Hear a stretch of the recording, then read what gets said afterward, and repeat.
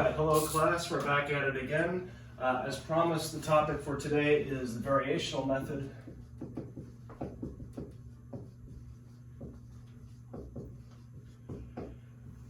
Now, since this course is the introduction to modern physics, we're not going to be terribly mathematically fussy. There are plenty of courses for that later.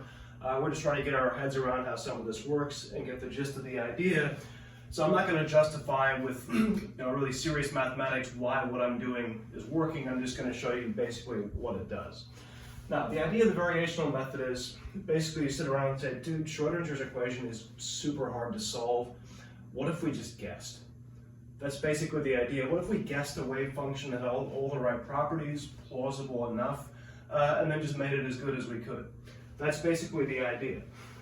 So Schrodinger's equation, if we write it down, h bar squared over 2m, del squared psi plus whatever your potential term is, gives you the energy. Now, just for a shorthand, as you've seen before, we can define an operator, h, the Hamiltonian operator that acts on the wave function. So this isn't just multiplying, but I would then write h psi equals e psi. That's a simplified form of it. And basically that says use this thing and operate on the wave function, meaning multiply by minus h bar squared over 2m, take a couple of derivatives, add in the potential times that function, and all of that spits back the energy times the function. So with that operator, the idea then is to say, well, now these are functions, this depends on coordinates, whatever, we want just the overall energy.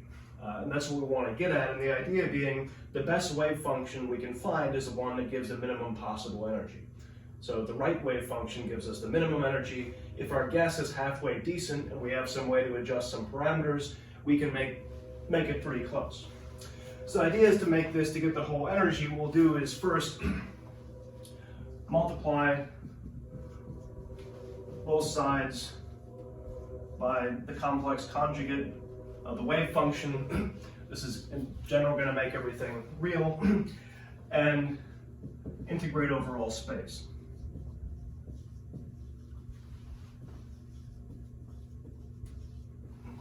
So what that's going to do is, say on one side we'll have the integral of psi star h psi dv, where the integral is over everything. The other side is going to be psi star e psi dv. And on that side, since the energy in the end is just some number we're spitting back,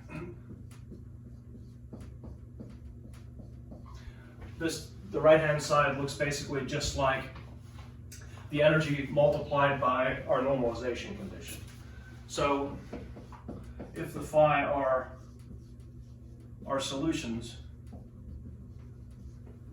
we can pull that e out of the integral since it's just a number and say the energy would be the first integral divided by the second one. And if we have actual proper solutions, this is just the normalization condition, so that integral amounts to 1 and everything is fine. Now, so far this says if the phi are solutions, like actual solutions, not just our best guess, this is a literal equality. You determine the energy by performing those integrals. Now, what happens if the psi are not solutions, but guesses? I mean, good guesses. We're going to get good at this. Then the energy must be a little bit higher. Then the energy we calculate would be greater than or equal to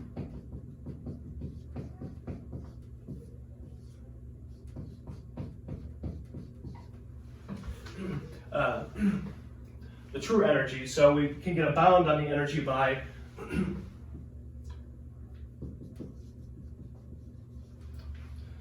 saying whatever energy we calculate using these improper wave functions would be a bound, but if we calculate our trial energy from the guess wave functions,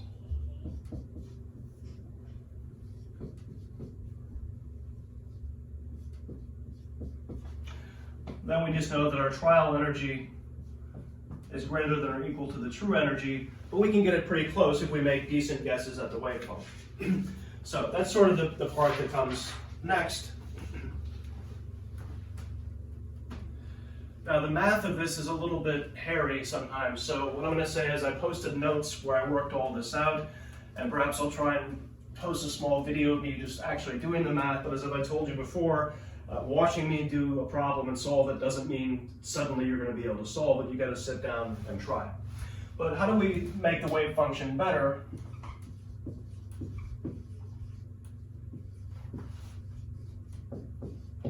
Well, first, how do we make them good? One of the guesses, one, proper symmetry. So for example, for a hydrogen atom wave function, or if we wanted to try and guess the wave function for some heavier atom, we will want to make sure that the wave function at least is peaked near the origin and radially symmetric for the ground state. So for example, hydrogen, radial symmetry, and peaked near origin. As I should have mentioned, if we're minimizing the energy, the only thing we're going to get is the ground state. Now you might accidentally get an excited state if you were to choose an odd function instead of an even function, something with the wrong symmetry. But if you chose properly, what you're going to get is the ground state energy, or an approximation of it. The second thing, one, is the integrals have to converge. Meaning if I choose a wave function whose square integrated over all space doesn't converge, well like that was a really terrible idea. So that places some restrictions already on what these functions can look like. And the third thing is have adjustable parameters. So as an example of that, and again, for all the hairy details about how do we do the calculation, I wrote up the notes and went through step by step by step how to do that. But let's say, what would we want to guess for the hydrogen atom? Now, if we hadn't already solved the hydrogen atom, if we knew somehow about the variational method before solving the hydrogen atom, we might try this method of guessing first, because as you might recall, the full-blown solution of Schrodinger's equation was a little bit annoying for the full hydrogen atom. So one thing we could guess is something like psi is e to the minus c times r. Now, we would need an overall constant for normalization, but we know we can fix that later. And the fact that our energy with this variational method, which I'll write again, explicitly has the normalization condition in the denominator,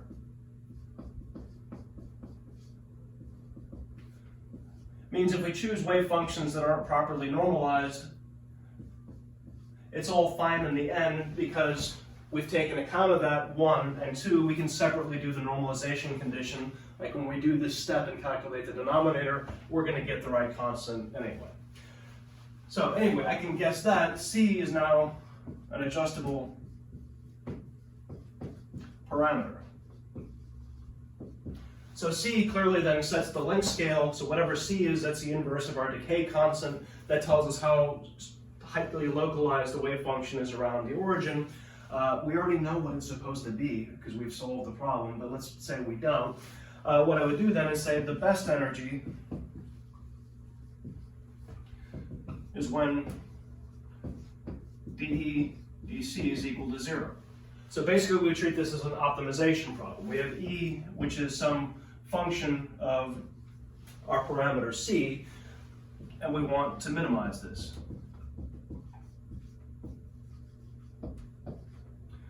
Minimize this using our trial or guess wave functions. So what would I do? You can see in the notes, I take e to the minus CR. I first operate on it with a Hamiltonian operator, second derivatives and potential and whatnot. I multiply that by the complex conjugate, which in this case is easy because it's real, it's the same thing. The bottom, I basically do the normalization conditions, divide them, and that gives me a thing which is a function of C. then I can say the best energy that I can get with this particular function is the one where it's minimum with respect to C. You do that, and you'll find that C comes out to be Coulomb's constant K me squared over h bar squared, or exactly 1 over the Bohr radius. So what that means is that our guess wave function is e to the minus r over a naught, which apart from the normalization constant is exactly the right one. So basically all that exercise would prove, and I worked it out in the notes, is that if you guess something you know is already the right answer, indeed the optimization gives you the right result. So why would you do that for hydrogen? Just basically to prove to yourself that it does actually work. Now another thing we could do is let's guess something that's wrong and see how good can we make this. So let's say we guess wrongly and we decide, Gaussian should work pretty well too. It's peaked near the origin, it looks roughly similar, that should be a plausible wave function. In this case, E is only 15% too high. So the Gaussian approximation actually does pretty well, which is kind of surprising. We can also then make it more complicated, or make it better, add more parameters. So when you're doing curve fitting, that's sort of the wrong idea. The more parameters you add, of course, with enough, you'll be able to fit anything you want. But in this case, you can do it to make things better as long as there's still some physical motivation. So I could, for instance, approximate the thing with 2 Gaussians with 2 different sort of decay constants, and I could even put in some weight for the second one, K, so I have some mixture of Gaussians with different decay constants. In this case, the minimum energy is only 1.3% off. Now that's good enough for real work, and there are other advantages for if you're doing this numerically with codes. You might choose functions you know are not exactly right, but for which you have very fast codes and that have been optimized very well, like a Gaussian, for instance. So more parameters makes it more complicated, but you can make it more accurate in principle. You only need sort of a physically reasonable starting point. So the question is then, why are we bothering to do this? Are we actually going to start solving heavier atoms, or what's the deal? The idea is to start looking at molecules. So let's say I wanted to do an H2 molecule. What are the proper wave functions for an H2 molecule? Well, it's really, really complicated. We can say our guess is to use linear combinations of hydrogen orbitals with some adjustable parameter for weight. This is the so-called LCAO method you remember from chemistry, hopefully, linear combination of atomic orbitals. And the idea is that the molecule wave function would be some weighting of original unperturbed wave functions from the hydrogen atoms. So if I have hydrogen atom 1 and hydrogen atom 2, who separately have solutions phi 1 and phi 2, I'm claiming that the molecular wave function is just some mixture of these two. And in fact, what that's going to let us do is come up with a pretty good idea of what the atomic orbitals look like and start to build molecular orbitals and figure out things like bonding and anti-bonding orbitals and things like that. Once we figure out that, we can, well, leave the rest of that to the chemists because they've already figured the rest out, and move on to how does this work for bigger collections of solids like an entire semiconductor crystal. All right, so another update in a day or two. Hope everybody's safe.